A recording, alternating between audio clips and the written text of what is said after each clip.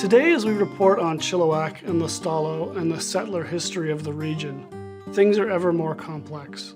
There are many different Stalo bands within the area that we call Chilliwack, many with overlapping interests.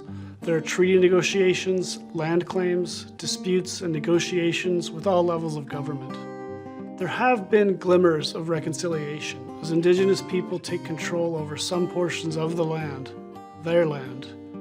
We see commercial and residential development on reserve lands in our community, while as settlers, we also learn more and more about the culture that Canada sought to destroy. We at the Progress are not perfect, and we have no Indigenous reporters on staff, but we are allies. In that, all we can do is open our minds to the stories and leave a space for them to be told. From Robert Freeman's look at the cultural genocide in a full-page display in the June 5th, 1991 Progress, 30 years ago, to the flawed, if well-intentioned coverage over the years of the complex issues local Stalo leaders faced, we've done our best.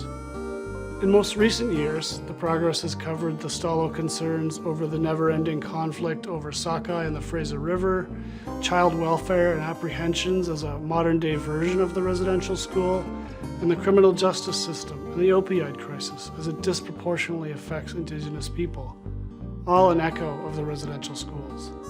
Most recently, we've had some local reaction to the 215 children found in unmarked graves at the Kamloops Indian Residential School.